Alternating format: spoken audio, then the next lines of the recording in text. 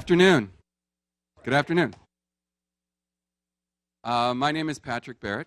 I'm the Administrative Director of the Haven Center for Social Justice at UW-Madison.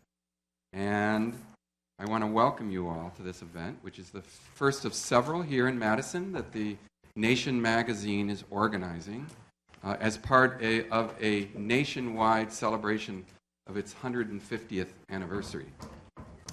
So we should also, therefore, welcome the Nation itself, the Nation magazine, that is, both to Madison and to UW, the University of Wisconsin.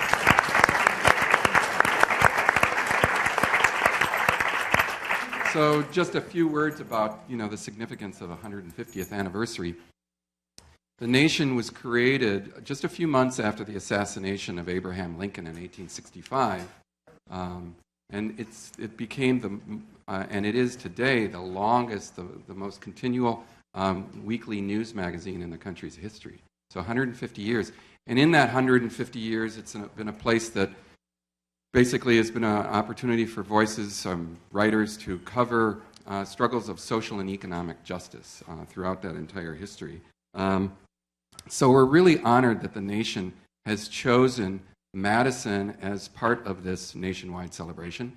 And the Haven Center is in particular very thrilled to be the host of this particular event and the partner with them to make it this discussion that we're going to have possible. And let me just say a little bit about the Haven Center for those of you who don't know. We recently celebrated our 35th anniversary, which is just 115 years shy of the Nation's mark. And the Haven Center is dedicated to promoting intellectual debate and exchange, not just within the academy, but between it and the broader society, and in particular, social movements that are dedicated to social and economic justice. And what we tried to do is really create a space for critical voices that offer democratic alternatives to the status quo. And in doing that, we have a lofty idea that we are trying to contribute to the development of a society that's dedicated to reason, democracy, equality, freedom, things of that sort. And in that respect, the Haven Center stands in a long tradition at the University of Wisconsin. Some of you may have heard of this thing called the Wisconsin idea. It's been in the news a bit recently. And that idea holds that reason and decency should inform issues of public policy, and that the university has a significant role to play in realizing that goal. It also holds that the limits of the university are not the boundaries of the campus, but instead extend to the boundaries of the entire state, serving not just students, but all the residents of the state of Wisconsin. So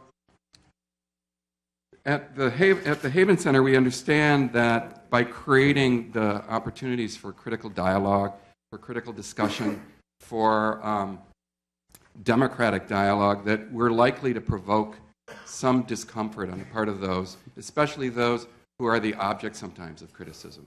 But we recognize at the same time that that kind of thing is an expected outcome of a democratic society. In fact, it's essential to it.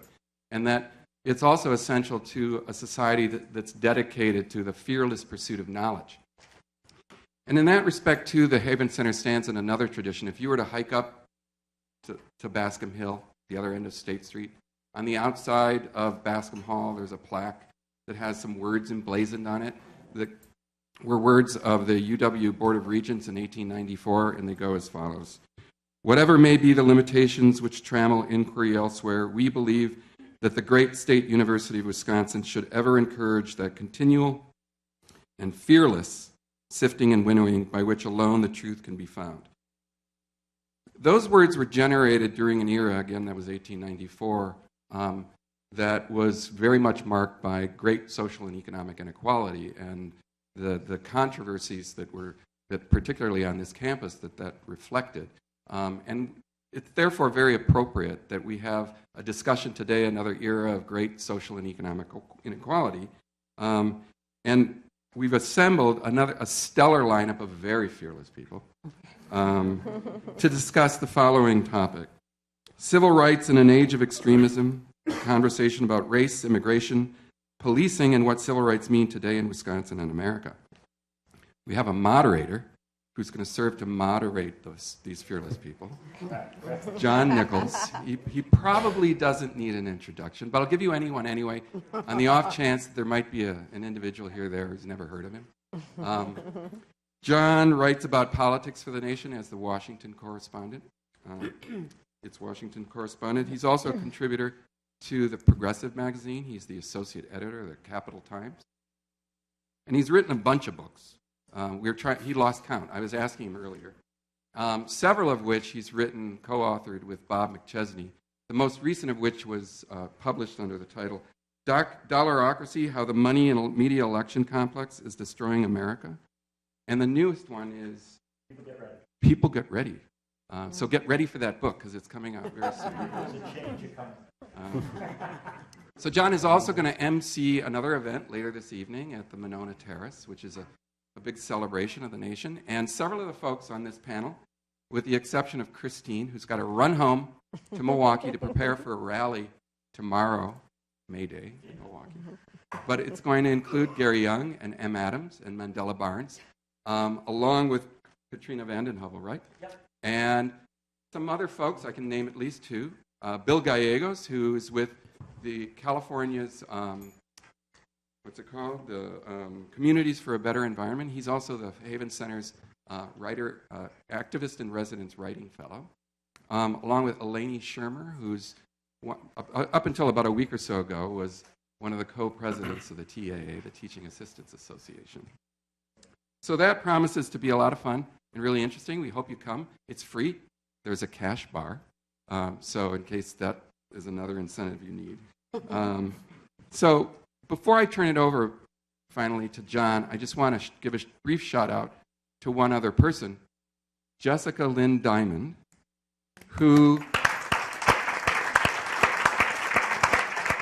not only, now she's making her entrance, she not only organized this event and all the other events in Madison, but she's the person who's organized the nation events in 12 cities across the country. So people like Jessica are always super important, but too often go unrecognized. So yay for Jess. So with that, thanks for coming, and I'm turning it over to John. Patrick Barrett, Haven Center.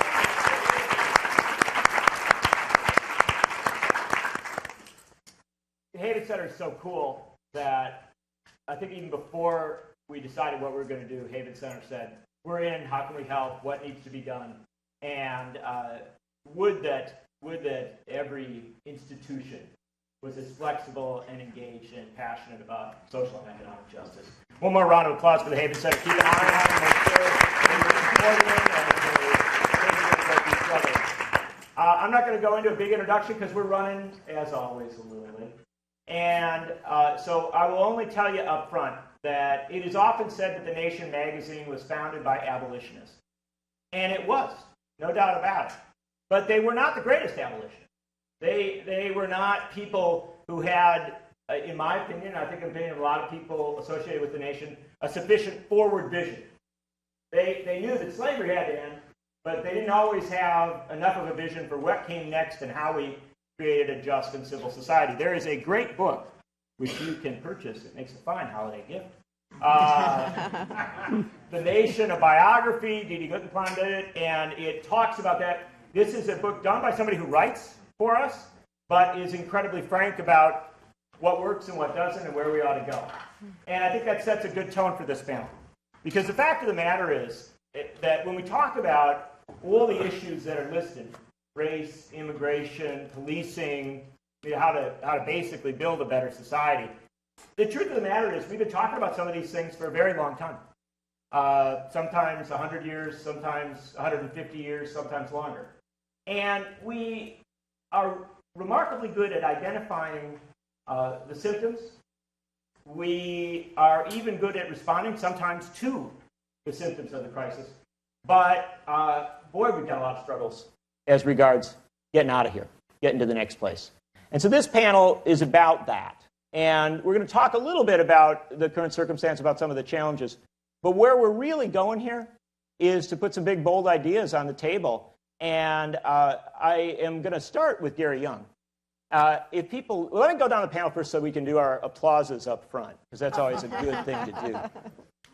Gary Younge is a writer for The Guardian, which is the last newspaper of consequence in the world, except maybe the Cap Times. And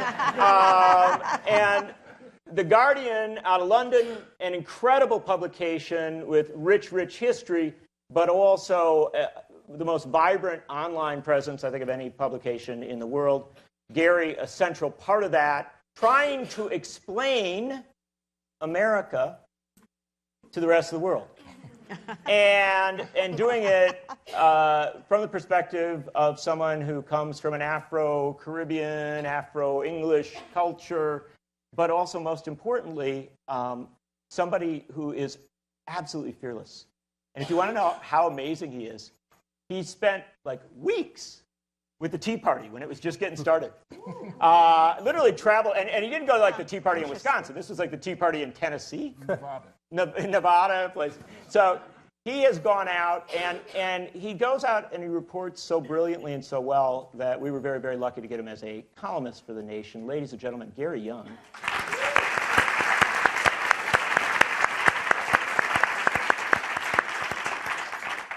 Christine Neumann-Ortiz from Voces de la Frontera, the person who has made Wisconsinites who cannot pronounce very much of anything actually capable of pronouncing Voces de la Frontera, which is pretty good. And this is a remarkable group. Voces, based out of Milwaukee, is truly a civil rights group. And they have been identified, I think they're often identified with immigration issues, but the truth of the matter is they've been in the thick of the economic and social justice struggles in Wisconsin that go across lines of race and class and ethnicity and politics.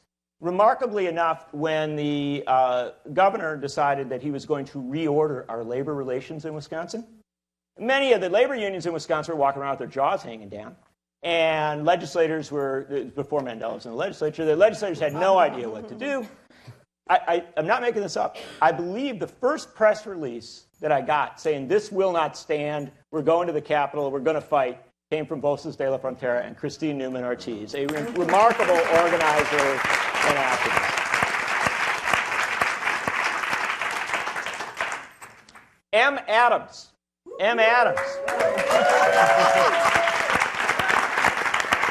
That's how to do it. You get the applause before you're even introduced. And there's a reason for that. M. Adams is a remarkable figure from Milwaukee, which, it's good. We got you over here for the university, and that's a positive thing. But the remarkable thing about M is that she came here to study like hard sciences, to do very, very serious stuff at the university, and which means she's a lot smarter than I'll ever be. But she also had hard passion. And she got to Madison, this liberal town, and started to recognize, along with a lot of other people for a long time, that liberalism is sometimes a cloak for not getting things done. And she formed one of the most vibrant groups I've seen, and I've covered all over the country on this, one of the most vibrant groups that I think we in a terrible shorthand, suggest as Black Lives Matter groups. But the truth of the matter is much deeper, much more serious organizing. The group here in town is Young, Gifted, and Black. Yes, YGB!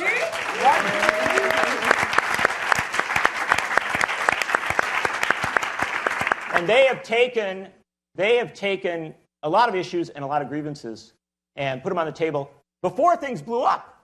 Early on, they said, something's going to happen and you should be ready. A lot of people did not pay attention. When Tony Robinson died in this town, Young, Gifted, and Black didn't have to say, look, we got problems, we got things we got to talk about. So this is what we've been talking about. And what's very important about this group, what's remarkable is that throughout the struggles that Madison has gone through, the struggles around the country, they have talked about the legitimate grievances, the legitimate reasons for anger, but they have also put great big solutions on the table M's T-shirt is Free the 350, which is part of their struggle to just simply say, we are incarcerating too many people, and we literally got to get some people out of our prisons, back into our communities. M. Adams from Young, Gifted, and Black. And finally, Mandela Barnes, who is, and one time I'm going to be, we know each other reasonably well, and I'm going to tease him a little more than I should. He is famously, if you follow his Twitter handle, the other Mandela. Which speaks a little bit to his confidence. And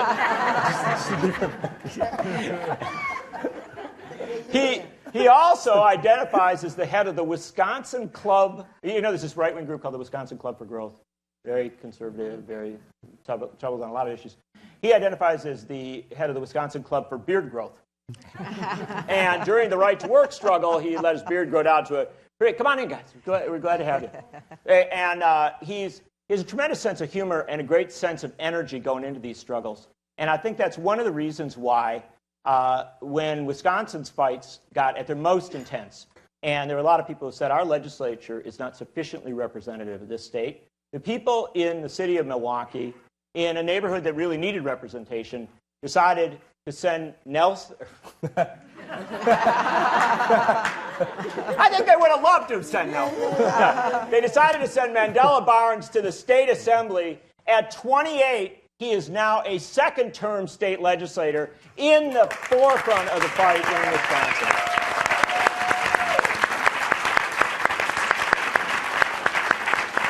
Mandela is he was, before he was a legislator, a community organizer, but because of the restrictive laws of the United States, he still has to wait 7 more years before he can be the community organizer who became a legislator and then the president. Gary Younge. Gary Younge. Your job is to kind of take a look at this whole thing and try and explain it to other people. And that's actually a wonderful place to be. And so explain it to us.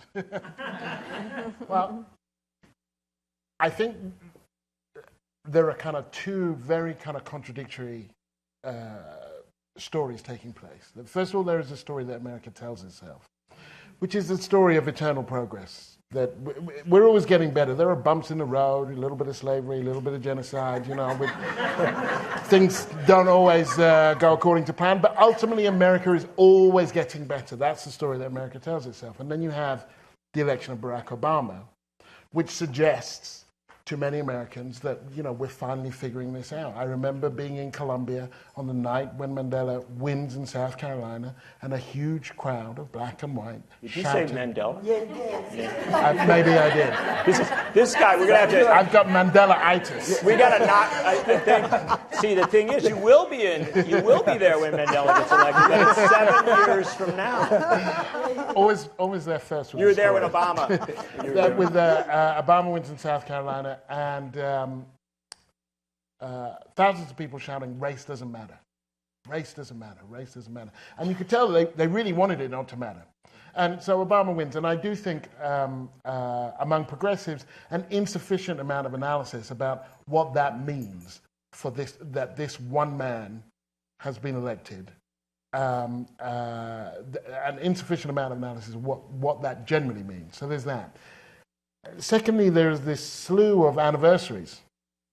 63, March on Washington, 64, Civil Rights Act, the Mississippi Freedom Summer, 63 is also Birmingham, 65, Voting Rights Act, and this mantra that keeps coming out again and again and again. You know, Obama did it, they all do it, and they say, you know, we've come so far. We've done so well. We've still got a way to go, but we have come so far. That old progress story, when the facts have always been that actually we haven't gone as far, anywhere near as far as we might. And some of the statistics are stunning, and I do run these out for a global audience because they are so amazing. That 1 in 3 boys, black boys, born in 2000, destined for jail in the prison system. That the black male life expectancy in Washington, D.C. is lower than the Gaza Strip.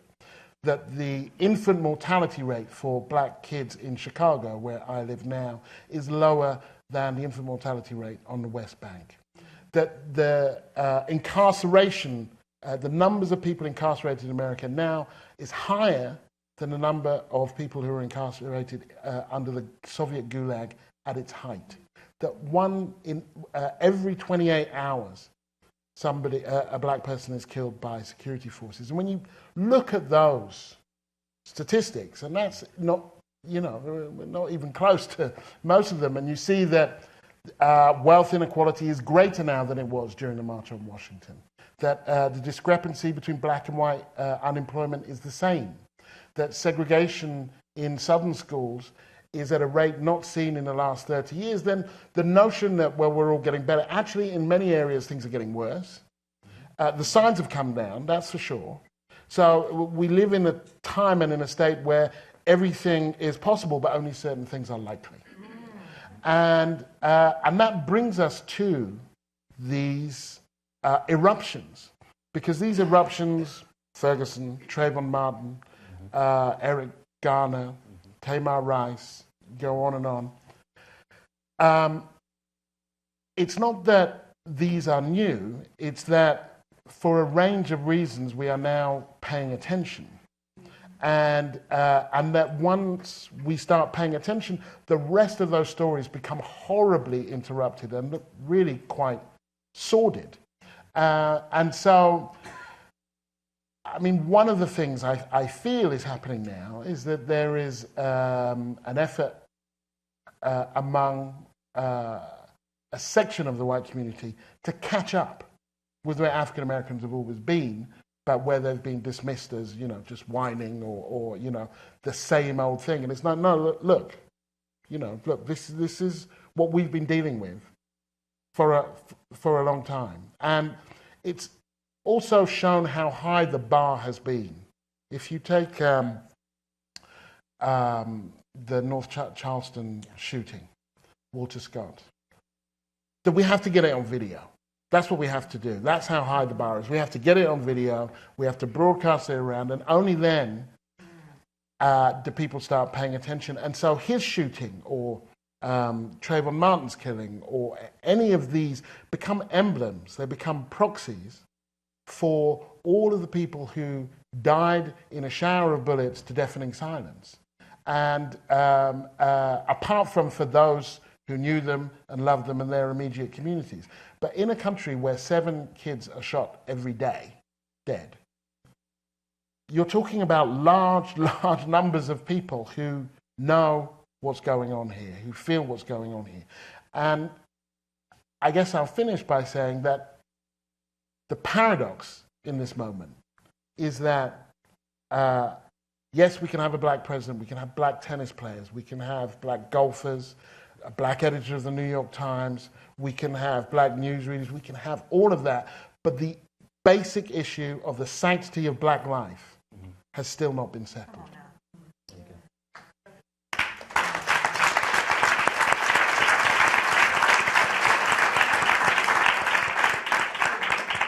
Quick follow-up before we take the next step. Big challenge. Did we get ahead for a while and then fall back? Or did we never really get ahead? There have been gains. I mean, there's that. I would not want to ever say nothing's gotten better. In fact, you wrote a great book about the March on Washington. Thank you. There's that phrase, I think it's a Greek saying that no person ever steps in the same river twice because they're not the same person and it's not the same river. That there have been gains, and you would be spitting on the graves of those who died in the South during the Civil Rights era and who have been campaigning for years to say that nothing's gotten better, because some things have gotten better. But the progress has been uneven, and there have been also regressions, and that in the nation's thinking, I believe, that once the issue of civil rights was settled, then a large number of people thought, okay, we're done with that. We're done. Without ever engaging with what does it mean to be equal in a society where there are fundamental inequalities? What does it mean to have the right to vote? So everybody's supposed to have the right to vote in a system which is pay to play, with the golden rule is that those who have the gold make the rules. And if black people don't have the money, then in what sense are they equal participants? And so once the basic issues of laws are settled, then you come to a more general issue of these inequalities. And those are things that I think America finds much more difficult. Issues of class, issues of employment equality, issues of immigration that go beyond the basic story of my grandfather came with $25 in his pocket and now look at me. That beyond those myths that it tells itself, and every nation has these myths. This isn't me being up on America. Britain, slips into its history like an old man kind of descending into a warm bath, kind of surrounded by all of his muck and mess and feeling kind of, quite fine about it. So America isn't alone in having a myth, but the question then arises, what happens when that myth meets reality? And that's, I think, what's happening now. That we're holding up, in this case, a cell phone to America and saying, this is your country. And this is what people around the world are seeing. I have people calling me after some of these things and saying, are you okay? Yeah. Very good transition to M. Adams. Because, the great myth, right? There's liberal town. Right? There's places where it's all okay. Because, everybody there is a liberal and everybody's, pretty decent person, all that. And isn't that a part of our great challenge, is that there are an awful lot of us who like to tell us some places work fine, or are going to be fine. But one of the things that you've brought out, and with all sorts of great allies and folks, is that things don't work fine in liberal Madison, that there are profound issues of educational attainment, of jobs, but also literally the issues that Gary was just talking about. So many of us participate in or are linked to the Black Lives Matter movement here, the Young, Gifted, and Black, and other organizations that we are a part of or connected to, Freedom Inc. Operation Welcome Home, Madtown, CRT, and other folks that we do grassroots organizing work with. And Young, Gifted, and Black, it is, we understand that right now we are actually, the Black community is faced with a human rights crisis, right? And so we understand that and the Black Lives Matter movement as a whole offers us a way to begin to think about that crisis. The Black Lives Matter movement and other folks are saying, what's happening? What's actually happening is state violence, right? How is the state's actors and other folks sanctioned by the state acting out aggressively or acting out violence, whether it be interpersonally or institutionally, against the Black community? We know state violence is happening here in Madison. Too often you'll hear things like, oh, well, we're not Ferguson, or we're not Chicago, or we're not these other places. Madison is, people say Madison is better. We don't have those problems. But we know that state violence exists, because to prove or to demonstrate that state violence is present, all you have to do is show disparity or disproportionality, right? And we've done that. There's the Race to Equity report, which shows across the board, whether you look at education, incarceration, poverty, health disparities, any issue you can name, Black people are in the worst position. Black people are experiencing a disparity or have a disproportionate outcome.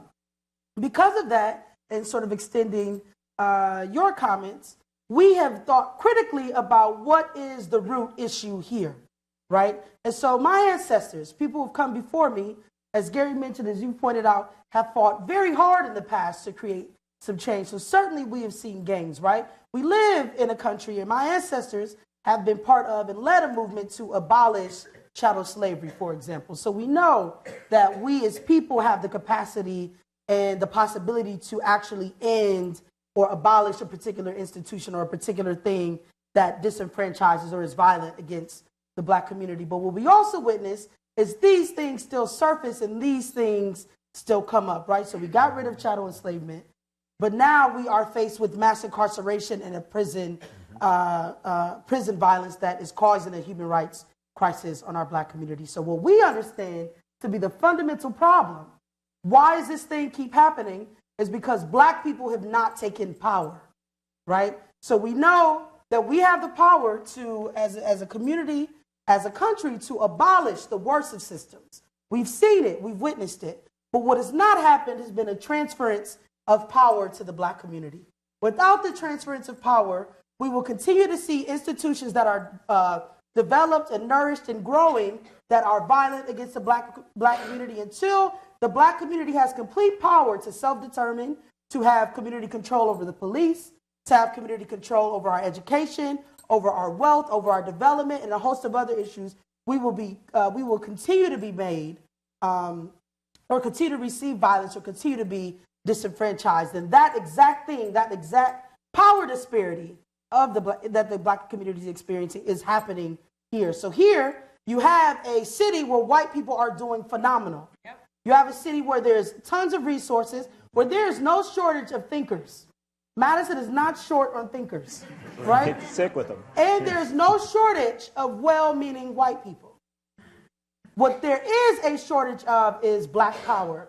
The black community does not have the power here to self-determine or to actualize what it is that our communities need. And because of that, you continue to see the same disparities that we've witnessed nationally and also historically happening here in Madison.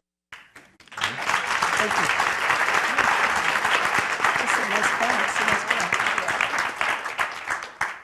Quick follow-on.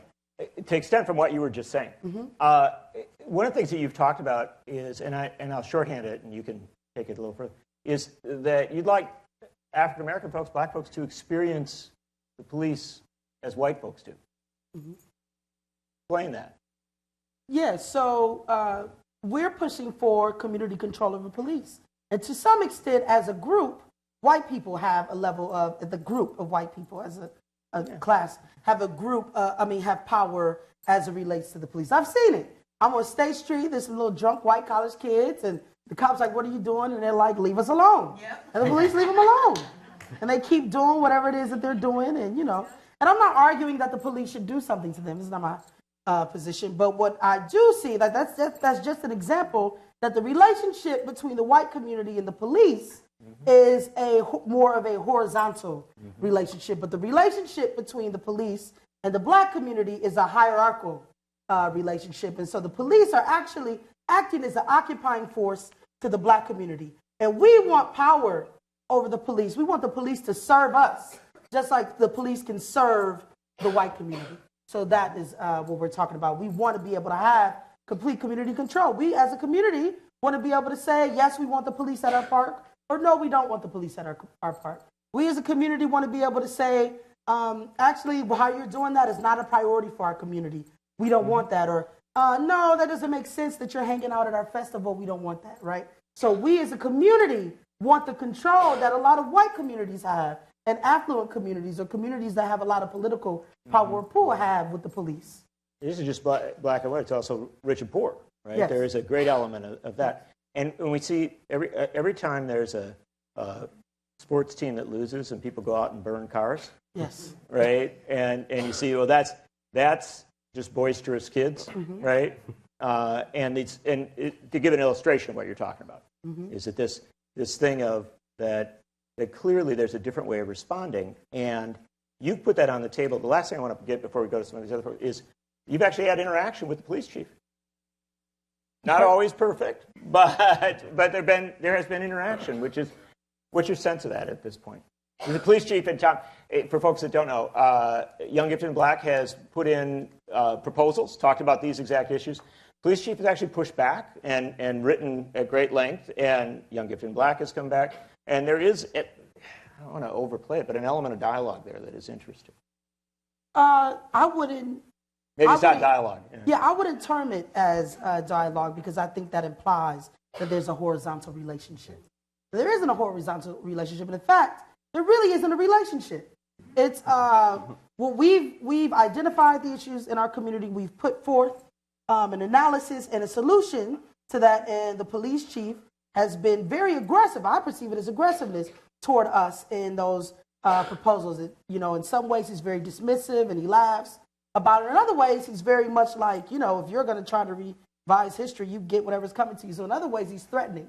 And so that's the interaction between the police and Young Gifted and Black. But to say, to not make it personal, and I think that's important to do. I don't know Chief Koval personally. We've never had a conversation, and I'm certain that having a conversation isn't going to solve the root issues of what's happening to the community. But what's important to think about is because often people want to make this about individual officers and whether or not they're nice. We're dealing with an 11-to-1 arrest rate disparity here in Madison. What that means is if you had a random group of 100 white people, maybe one of them has been arrested. But if you have a random group of 100 black people, 11 of them have been arrested, right? So that's what we should be focusing on. And that's what we want to talk about, and that's what we want to see change. So as far as a relationship, there isn't really one, but he's not receptive to, the police as a whole have not been receptive to the changes that we're trying to make here. Emma Adams.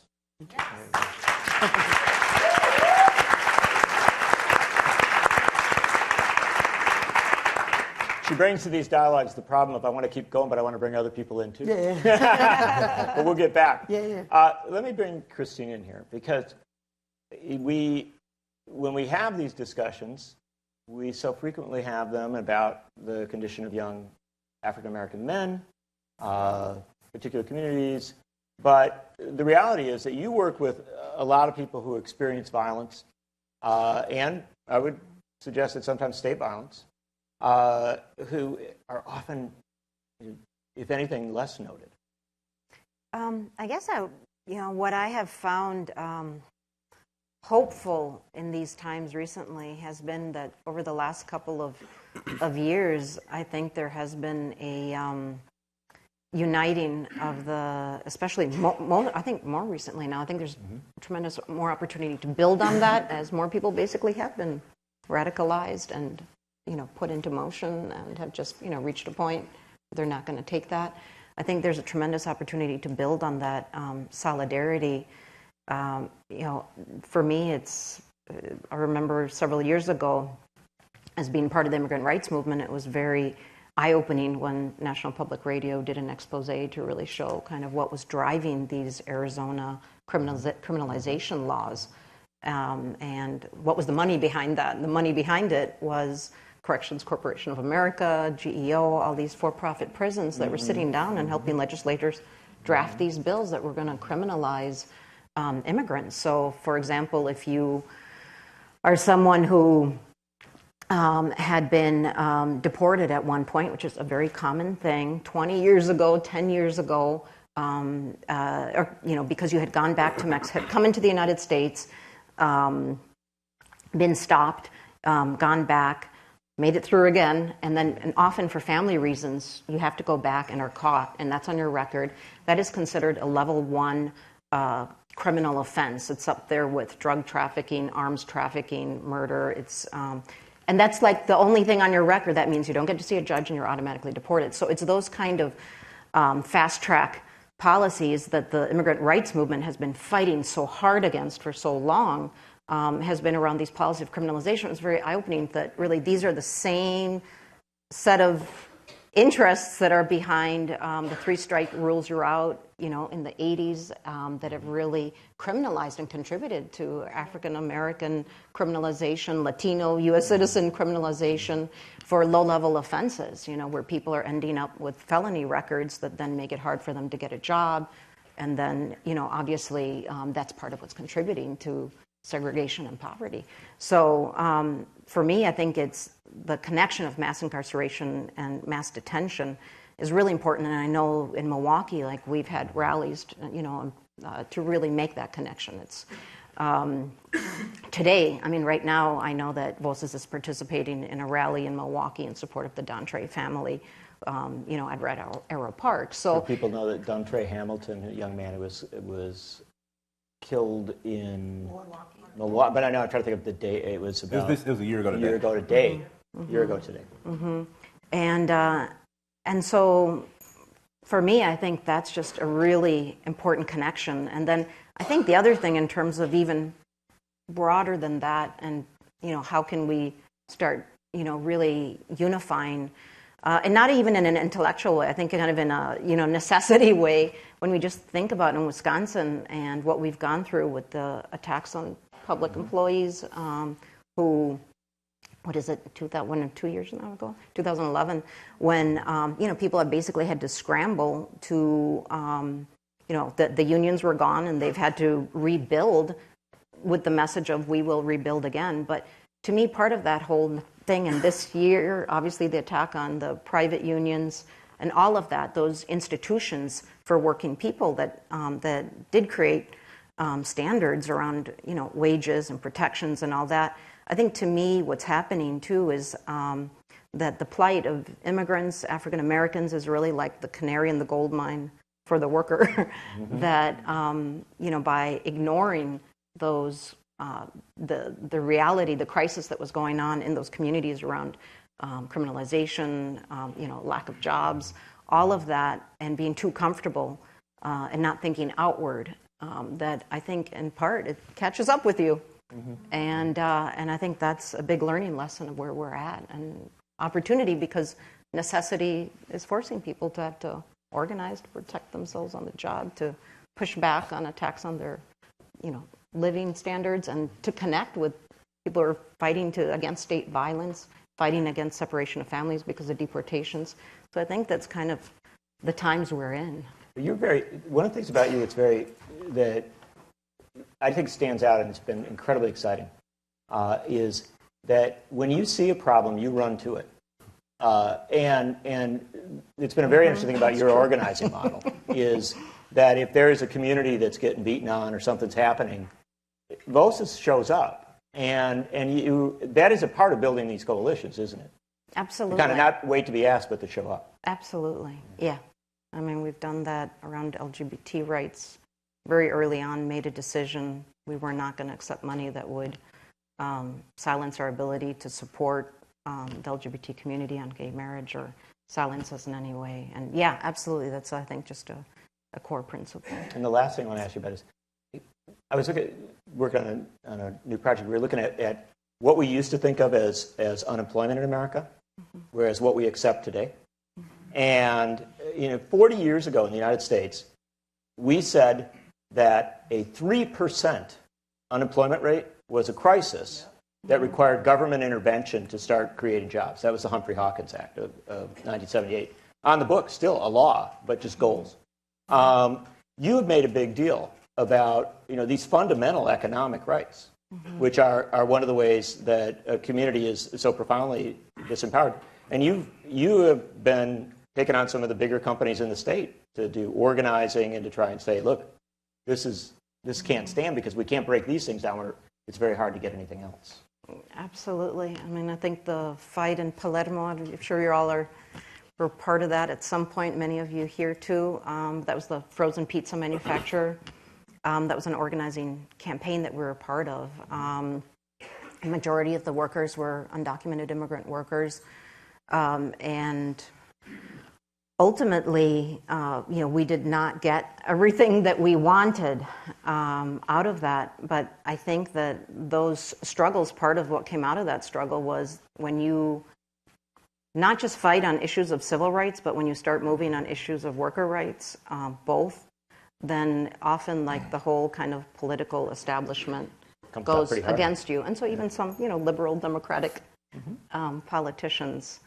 And I think that is just running counter to that whole idea of, which is very much part of our thinking and our institutions and our structure, that idea of trickle-down theory that, give corporations everything they want and we're all going to benefit from it. And so I think as we fight for 15, as we have to really connect, but it can't just be, I think that's been the disconnect between fights around issues of economic justice and social justice issues, and the two are connected, and that's really, I think, where we have to go now. Fight for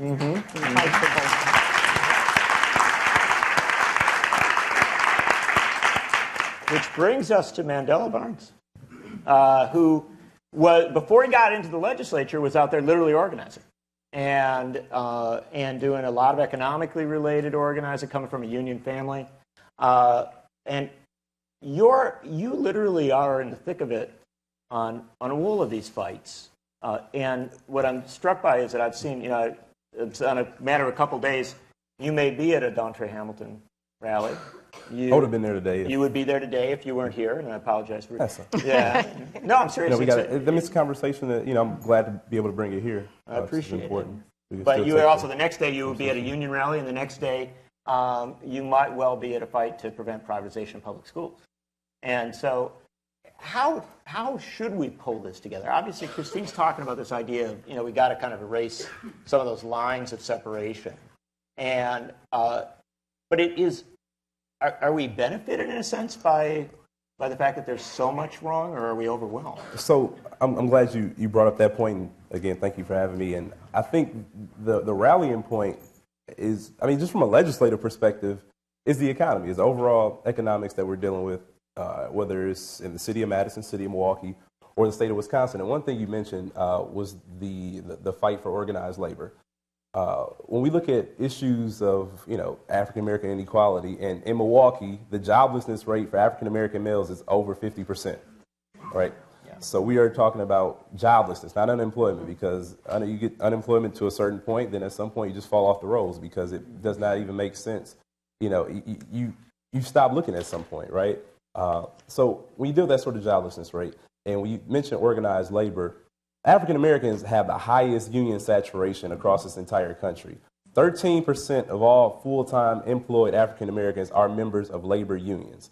So, sometimes you say, oh, well, that's not a black fight. That's absolutely a black fight, because that is our issue. That is the entryway. It's how my granddad made his way into the middle class. My father who showed up, my mother who showed up. It's how they. Your parents here? They're there. There they are. All right. That's good.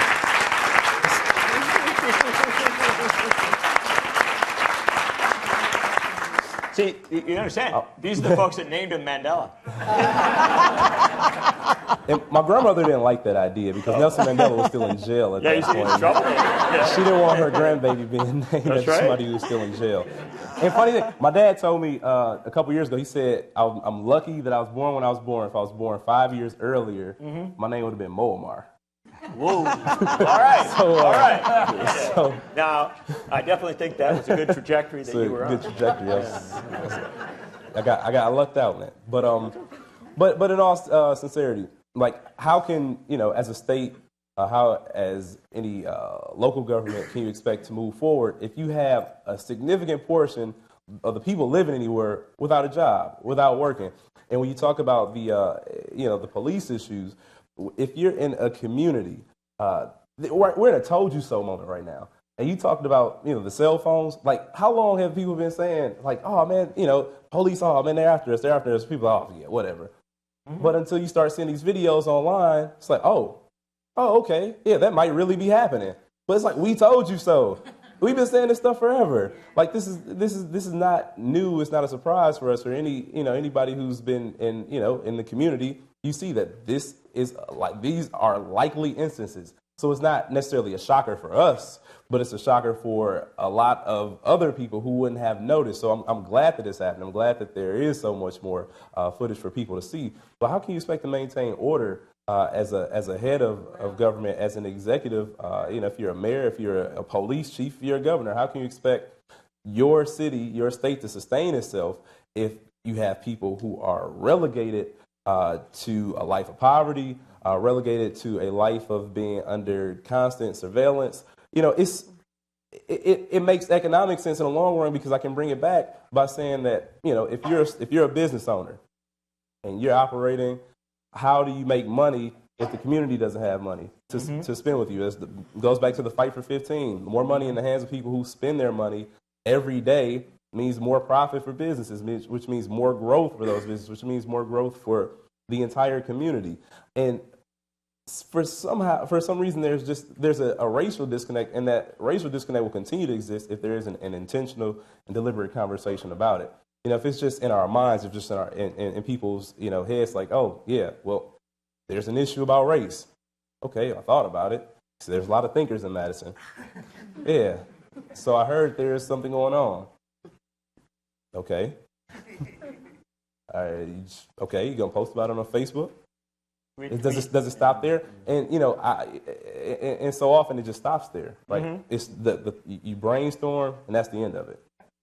And until we go into specific deliberate action, after that brainstorming process, that's the only time we can see actual things take place. And when people, you talked about the police chief being, brushing you off, like I said, that has been happening.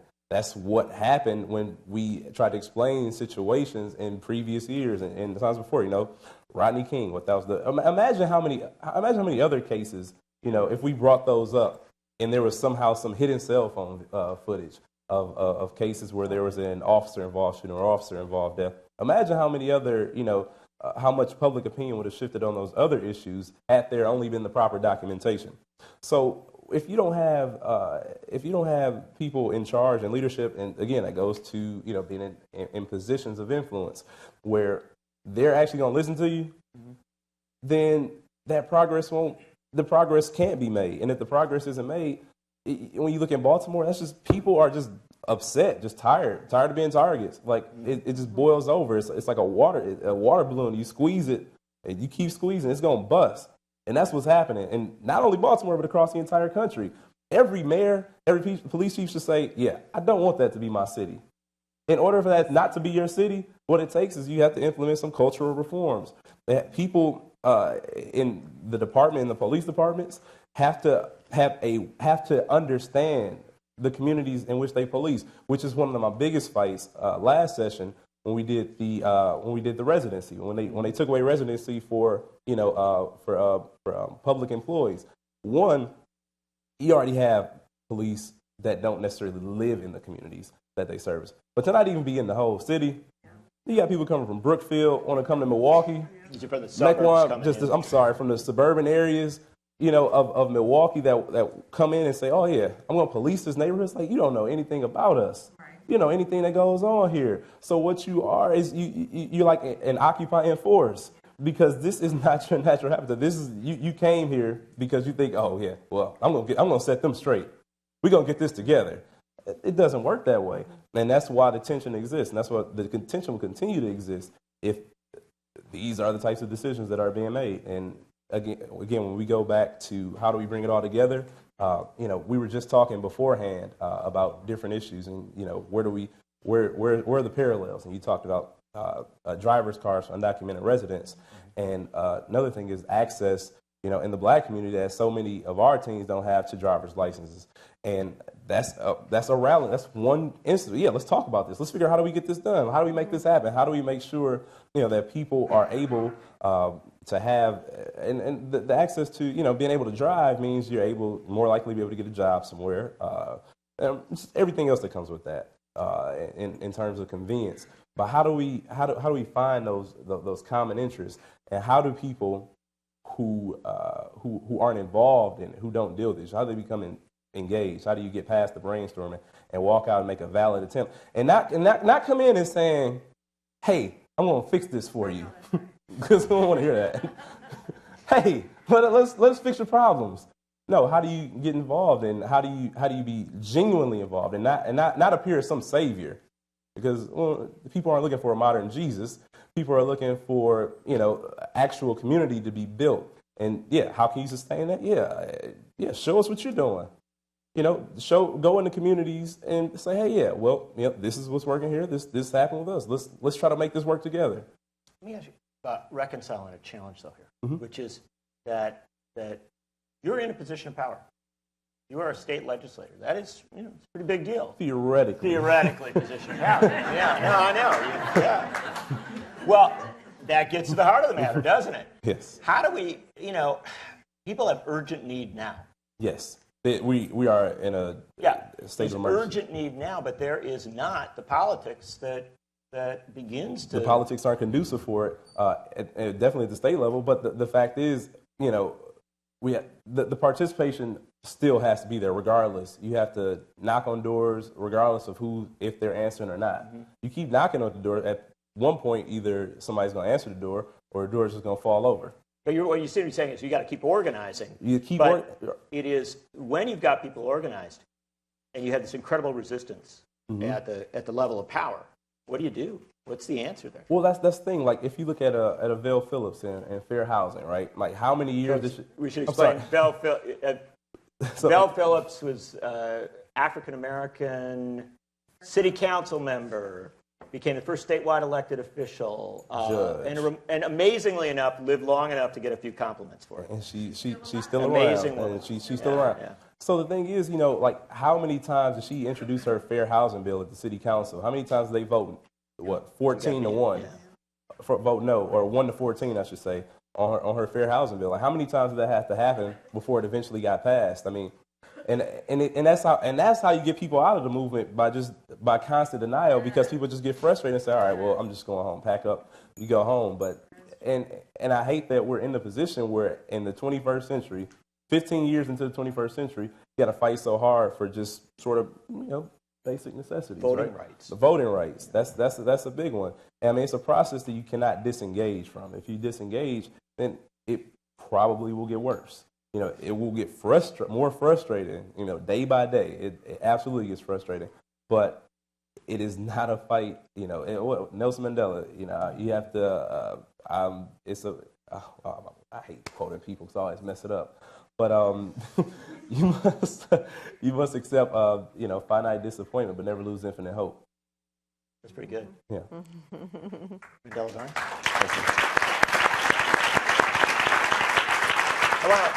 I want to take some questions from our folks, but I did promise people that we were going to throw some big ideas out.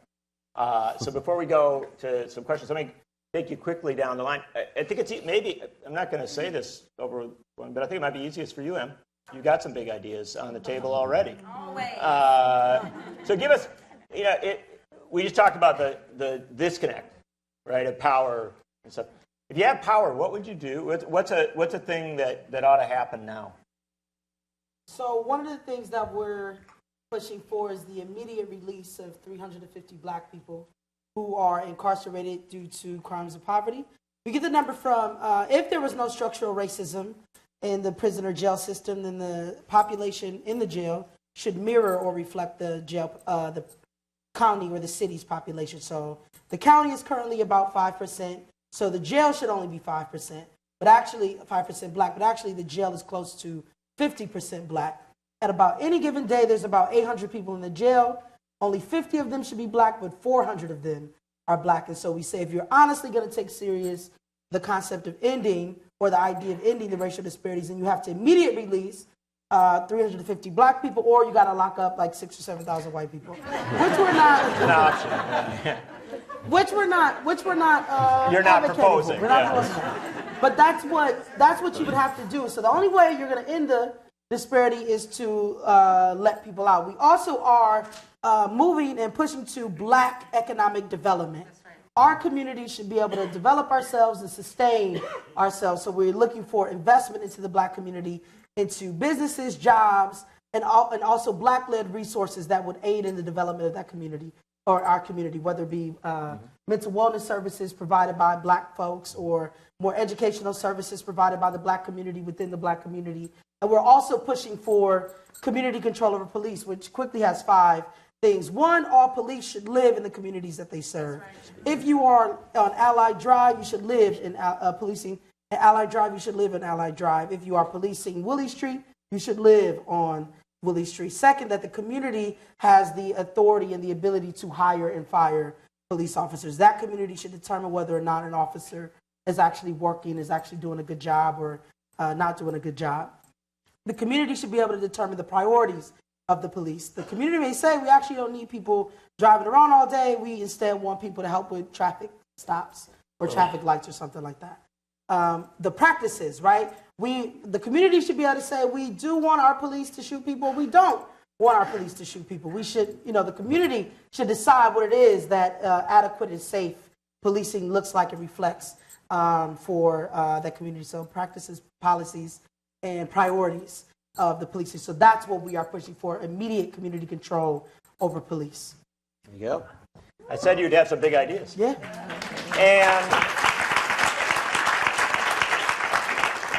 But to add in here that idea of drawing a line and saying, the 350, that's how we always talk about the Scandinavian countries, how they have done so very, very well on getting women into positions of power. But what they did was they actually said 50% of our slate for these offices have to be women. And it was amazing how quickly things happened when you draw a line. Christine, you can solve something. What are you going to do for us here? Well, I mean, I think of the big policy issue, of course, that that we're fighting for is humane immigration laws. So, the freedom to migrate and have inherent rights that are guaranteed for anyone who migrates. Migration is natural. Obviously, in this country, unless you're Native American, you came here by force or indentured or because you were fleeing and looking for better opportunity, as you were saying, or fleeing. But I think that's natural and that will always happen. In fact, we know we're being set up, but that's just a continuous thing. So I just think that's, in terms of the big picture, that's necessary. In terms of, I think sometimes we know what we want. It's really how we're going to get there. And I do feel that, for me, that's kind of even at the heart of the question more, how we're going to get there. And I do think it is about, there's an art to organizing and there's a discipline. And I think to the greatest extent that organizations can really support each other to really build that out, to involve more people on a sustained basis. I think that's really important for us because in Wisconsin, I love the idea of community control over anything. Community control over schools, community control, over our criminal justice system, all of that, But I think, it is going to be local and it is going to be about building a social movement because that's, and really working with elected officials in the way that Mandela works now with the grassroots, having come from that. So, walking back workers who've gone out on strike to fight for a higher wage, walking the picket line with the striking Palermo workers, all of that, standing up against state violence. So I just think that's, or creative ways that we're going to use legislation, not like thinking this is what we're going to necessarily get, but how can we use it to have a conversation around, which the right wing does beautifully. Like just now they're talking about repealing citizenship rights, a hearing in Congress. Well, they're also talking about that our governor just said the big problem is or maybe legal immigration. Yeah, I mean, Walker, who wants to run for president, is, totally saying, foreigners are a problem. We have to limit legal immigration. The administrative relief, obviously they're blocking it, which is why people can't apply for it.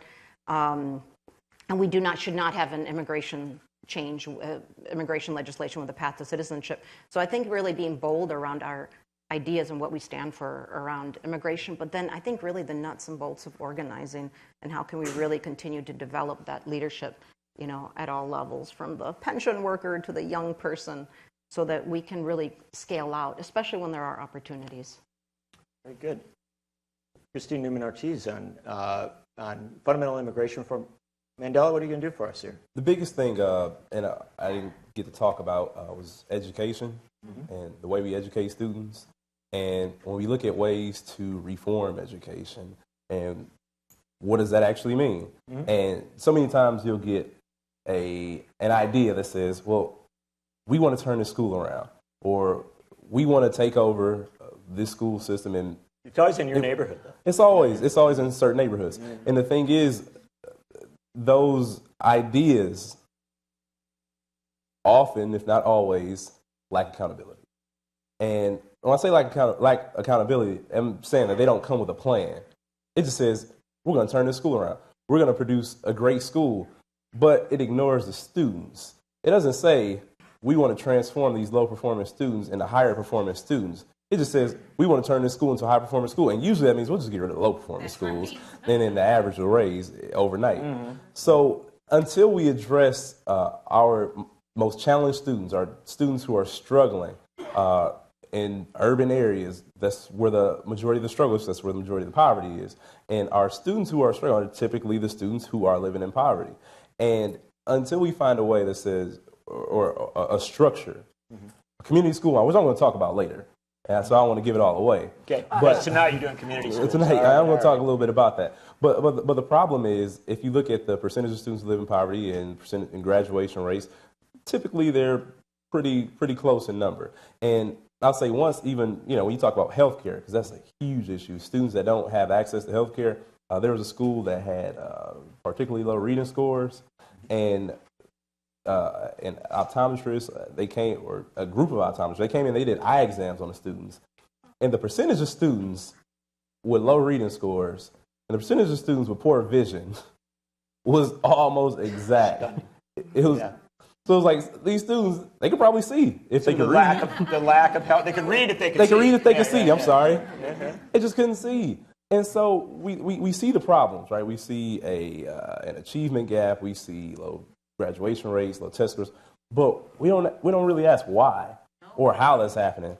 We say, oh yeah, well, they're just doing a bad job of educating students, which just is not always the case. And MPS, 1 in 19 students is homeless. I think it's close to that here in Madison too. And that doesn't mean these students are in cardboard boxes, but the thing is, if you don't know where you're going to sleep night to night, that stuff plays a role in a way that a student is able to learn or not able to learn. And until we address those issues, we're not serious about changing the way we educate students. There's no reform without helping to change and remedy the situation or remove the barriers to education. So, education's the biggest one. And I'm sorry, it's just so much other stuff like discipline too. Like, we look at suspension rates. That's right. And you look at, restorative justice models that could be implemented that would be more beneficial for students because they learn from mistakes, learn how mistakes impact students. And, you're able to stay in school, you're able to still learn, and it helps you, and it puts a clamp on the school to prison pipeline. It's so much. Like, how much... Yeah, I got to get Gary back. You got to get Gary. I'm sorry, Gary, but no, but hey, this is the exciting thing about it. When you actually ask people what you would do to fix this stuff and how you would get going on it, they unleash, they blow up because they can't stop. It's the crisis of our dialogue today is that we don't ask enough. Yeah. We don't start to think, how are we going to solve these things? We're so busy, literally putting down a list of everything that's wrong and then letting some right-wing politician tell us, it's our fault. Gary Younge, big idea here. Well, if I was going for a really big one, all right, I would say open the borders to people and close them to machines. I know that's right. I fundamentally believe, I come from a traveling people, my parents were from Barbados. They came to England, I'm here. I believe in the free movement of people. Mm-hmm. I think it was interesting that when the Soviet Union and the Eastern Bloc existed, one of the terrible things that people would say in Europe about that was they won't even let their people out. As soon as those places collapsed, they said, how do we keep these people out? So reflexively, I believe in the free movement of people. I think that people should be able to move both in their countries and around the world freely. Machines, however, I think there should be controls on your ability to move money and capital and so on, that those things should be controlled. And I think that where those things come together in all of this conversation is if you look at a place like Baltimore or Chicago or Newark or Milwaukee, these places where people will, at the press of a button, move millions and billions of dollars to somewhere where unions are weaker and labor is cheaper, gut those neighborhoods, and then leave people with no jobs, no hope, and a completely depleted infrastructure, and then say, what is going wrong here? Why aren't these kids learning? Why are these people rioting?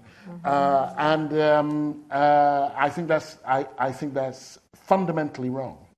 But I think that the notion that people should be able to move freely around the world is fundamentally right.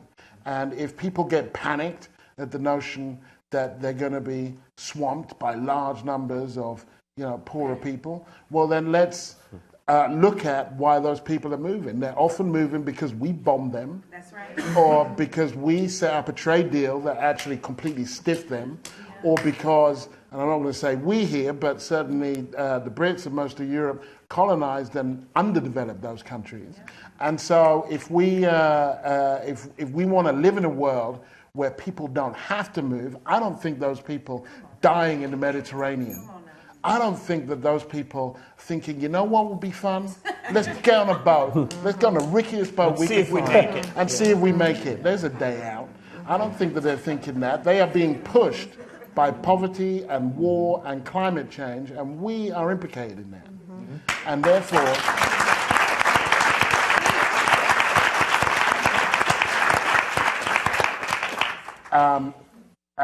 the way to deal with those worries is to have more equality. And I think that those issues speak to a lot of what we've been talking about here, because in the absence of an ability to control the movement of capital, and when we live in a world where the movement of people can be controlled, it's very, very difficult for us to organize. I think that's what Occupy Wall Street was about. I think it was brilliant, and I think that, those issues still need to be dealt with. Very good, man. Great job. Because you can't have community control if there's nothing left. Right? You can have community control, but ain't much. You want to be able to control something that's real.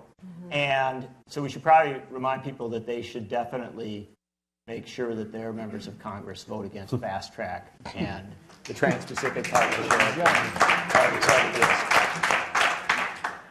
We got a little time for some questions. Anybody got a notion? Well, I'm putting you in because you've been our most participatory audience. Come on. And I know we have a microphone floating around, but I have confidence you can say it. Okay. Okay, I have like a twofold question. Like, there's some theories that's kind of floating around about the social engineering of a race war. Like, what is your take on that, your ideas on that? And my second question is, what do you think, what are some factors that play in our inability as a society to connect dots that are very real and very like, oh, there's another dot. Oh, there's another dot. Like it's like the facts are right in front of us. Like there's an active war against the poor people. Whether it's the war on drugs, we can arrest people on the corner, but we're not arresting the people who are coming across the ocean shipping it into our community. But we'll lock up the low-level drug dealers. Like so, like how do we like what are you thinking? Like what stops people from seeing the bull crap? Like that's tied to, hey, let's drug test welfare recipients, even though that our welfare budget is only 3%.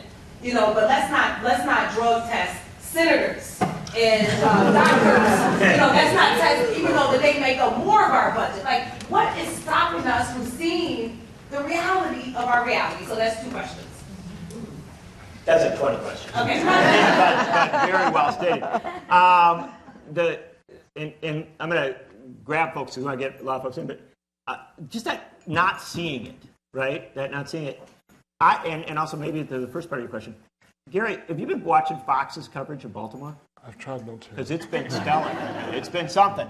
And somehow, I was watching it the other day, and it seemed to me that it was Obama's fault.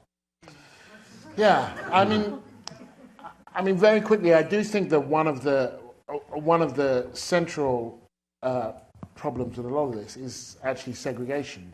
I mean, I know that legal segregation is gone, but de facto segregation still exists, and therefore, with segregation comes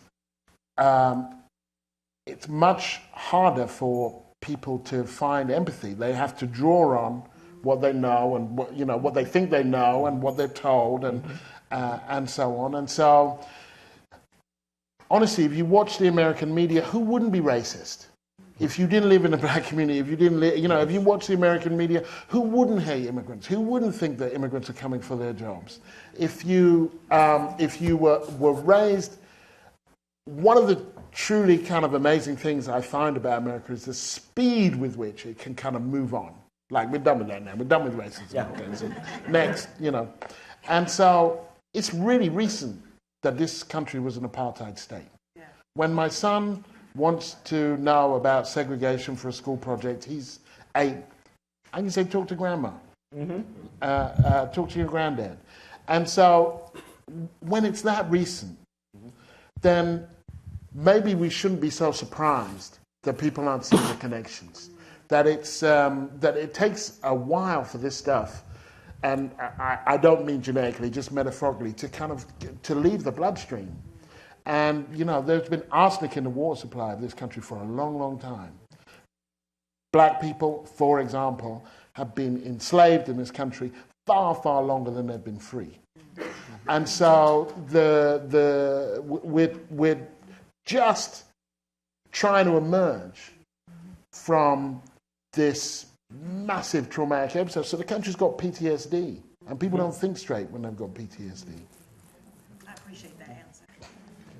And it's also very easy to manipulate, isn't it? Right? That something happens, and especially with the media system that we have in this country, it is very, very easy to get in there and pick your person to blame. I've been amazed at the Baltimore coverage of late with that it's like, boy, are they, they have black leaders there. So somehow that's different than Ferguson. And so, but I'm interested in that because I think it grows off what you're asking. That in a place of a lot of ignorance, disconnection, bad media, that can be manipulated in some very bad ways. Yes, so I think one of the biggest issues for why people don't know is I think there's a constant misdiagnosis as to what the root cause is or what the root issue is, right? So Kwame Ture a long time ago said, if a white man wants to lynch me, that's his problem. But if a white man has the power to lynch me, then that's my problem. So I think we often miss sort of one of the fundamental root issues, which I keep saying. I'm not trying to just toe the line here, but it is power, right? We often develop sort of like a race analysis to say, oh, it's because this is what we miss is how to remedy that. And because we never develop a full, or I think a strong systems analysis and a strong sense and a strong analysis around power, we develop solutions that aren't really actually solutions, right? So we say, well, the issue is this, that we should have had a black leader. Well, you got a black leader and black people still don't have any power. So you got all these black leaders and the black people still poor, still can't read, they're still going to jail, and the cops still beating them down. Because you haven't solved the root issue. And I think as soon as a country, as we develop a systems analysis and better understand that the part of the solution has to be not only transforming white consciousness, but developing black power systematically, institutionally, and culturally, that we're going to continue to have these issues no matter who you put in there as a leader.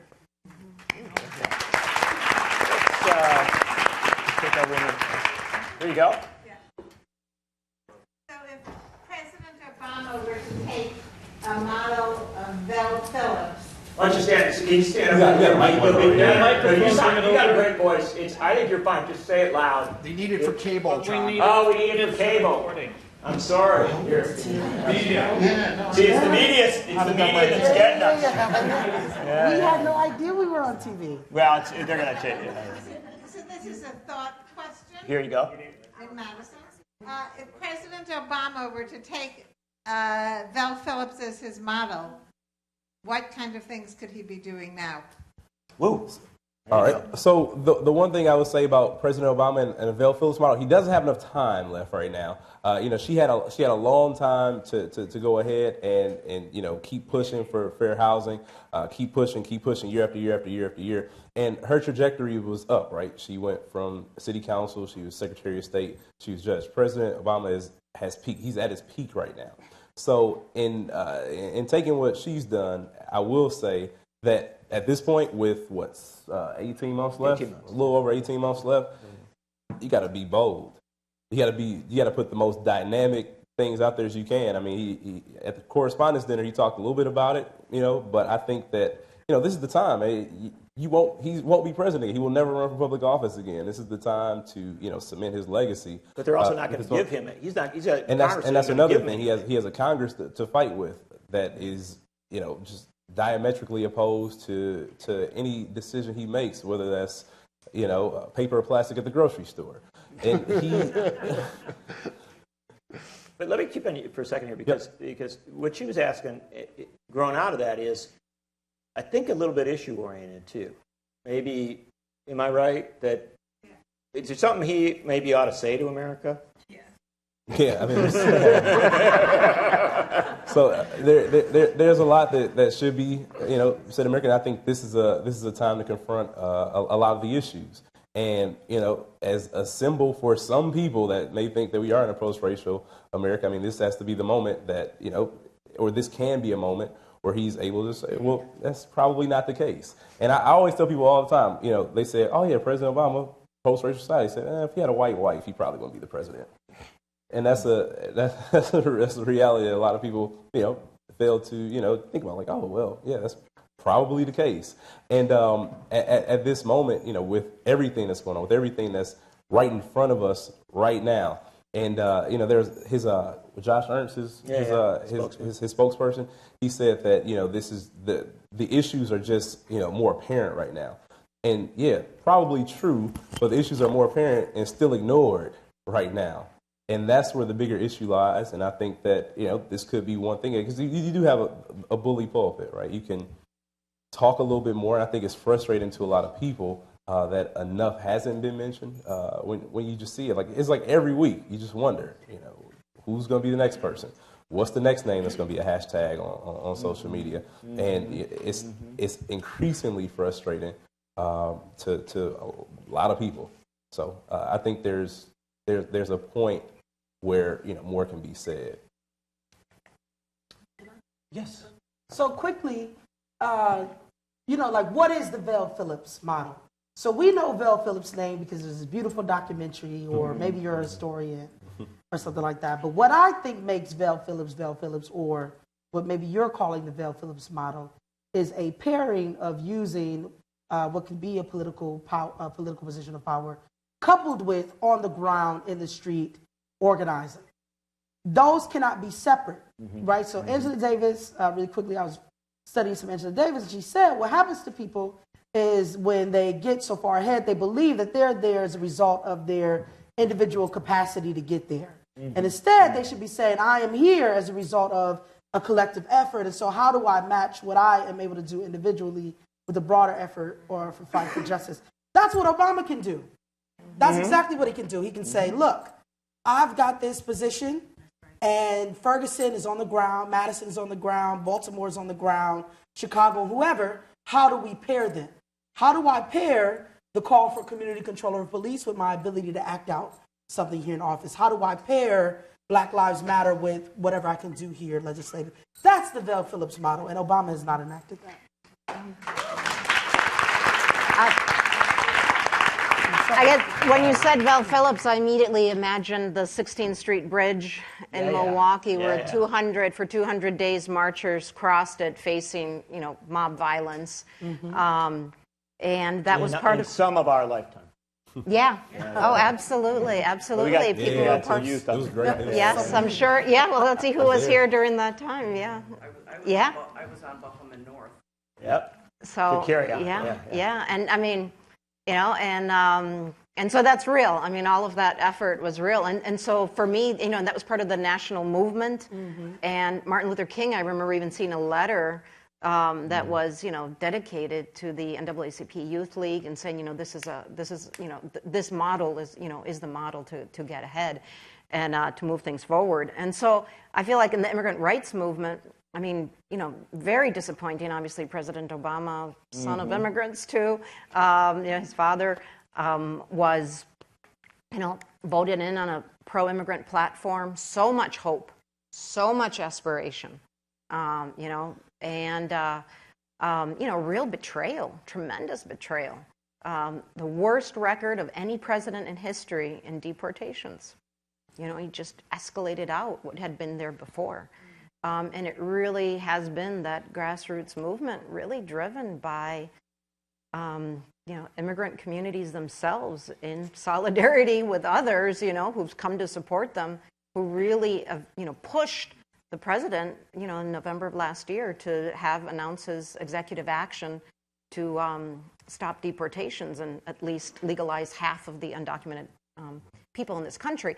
And again, what's the history of that? It truly is the pressure from the people that demanded it. And it even, there is a sense of disappointment with that too. I mean, it's always like we have to step back and say this is a huge historic victory, but, he actually could have gone farther. Yeah. Oh, yeah. And so I just think reminding ourselves of our own power and the need for us to use it. It's always been Wisconsin's job to do that. The problem is we sent the wrong guy on the field currently. 3 times. Yeah. Let me. We're really winding on time. I apologize, but I want to. And you got a quick question, brother? No, just. So throw it in. I'm going to bring you in. You're in. But you need the mic. Yeah, where's the mic? Yeah. Well, it's the cable thing. It's going to kill us here. I know. Come on. There you go. No, just wondering, do you think our society take the wrong message to, obviously, the racist people try to divide. Only my issue is my issue, the other issue is not my issue. And in that way, I think they divide the people, right? But I think if we keep in mind her issue is my issue in some ways. Do you think that's the society taking the message or not? I'd say you have racist. I think we're getting closer to it. Yeah, I mean, you got racist and power-hungry people that use divide and conquer tactics. That's the way you retain powers. If you divide and conquer the people or your would-be subjects, then you retain that power.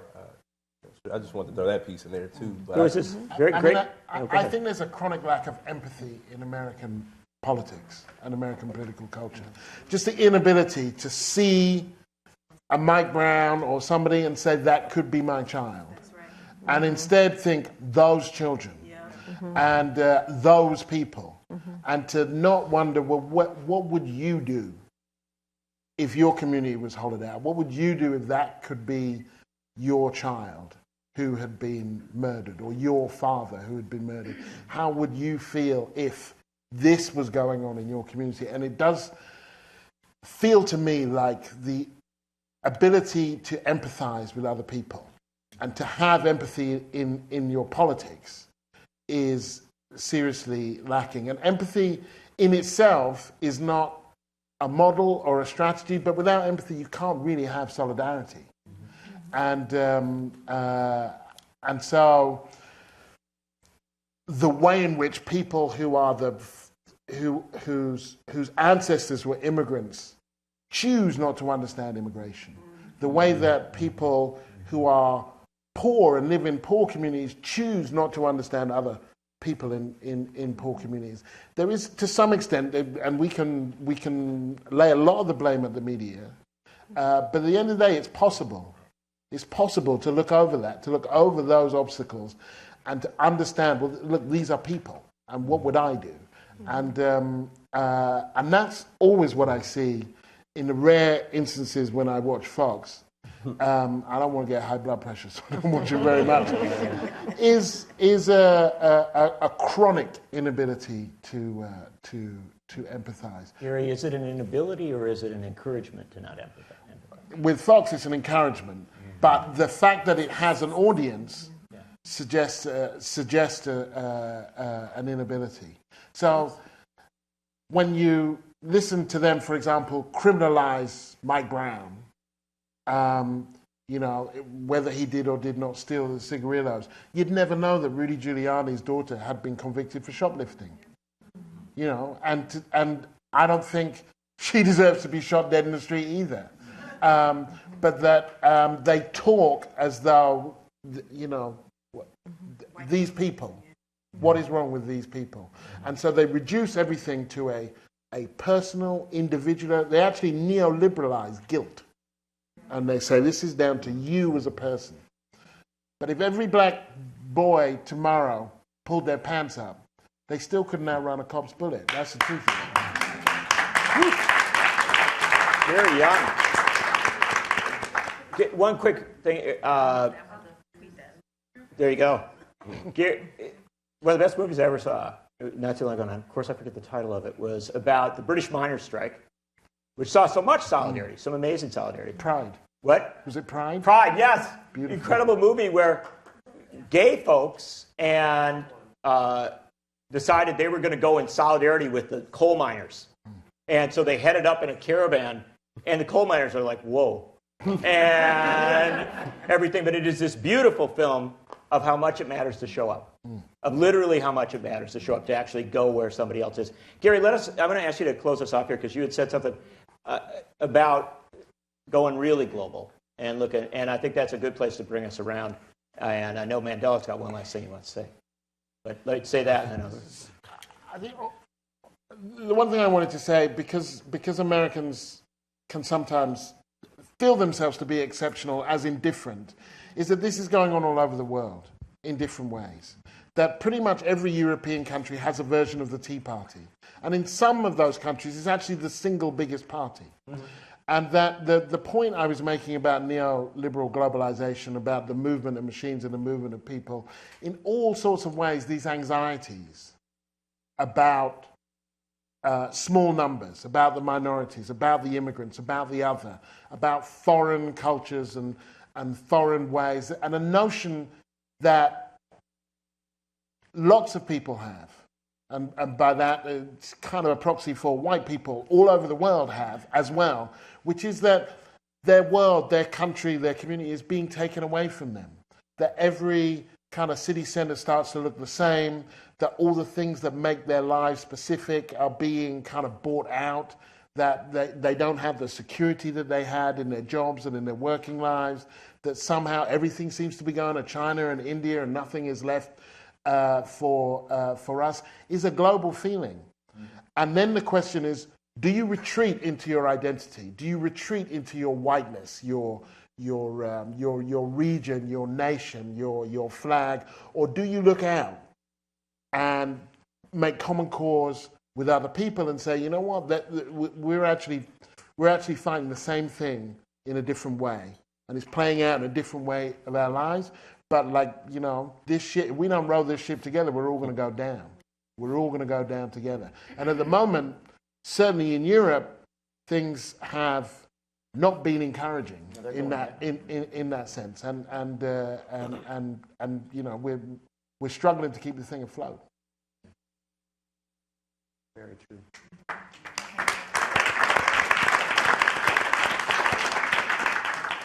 We're way over our time limit.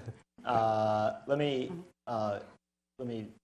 suggest to folks that tomorrow is May Day, which is a pretty cool day, International Workers' Day. And in America, we were so scared of it, we created Labor Day separately. But we got immigrant rights demonstrations tomorrow that are going to rock, and in Milwaukee and in Madison and lots of places across this country. Christine's going to be right out in front on those. I know that Young, Gifted, and Black and its many allies and many projects here in town, many will be in solidarity tomorrow, marching with folks on May 1, but that they, Young, Gifted, and Black, will also have messages for this community going forward, especially as we await the next stages of the Tony Robinson case. I know that Mandela Barnes, we sent him into probably the toughest of all circumstances. He is wrestling with the budget of Wisconsin.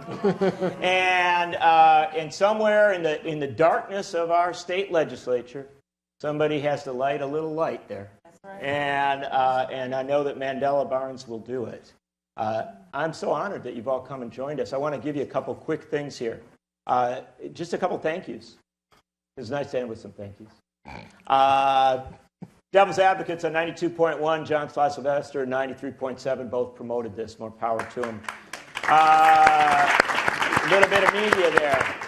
The Livingston Inn over on Gorham, which is where a couple of Madison mayors used to live, and Robert M. LaFollette used to gather with his progressive allies, has donated a place for all the folks like Gary. Gary, you got a nice room tonight.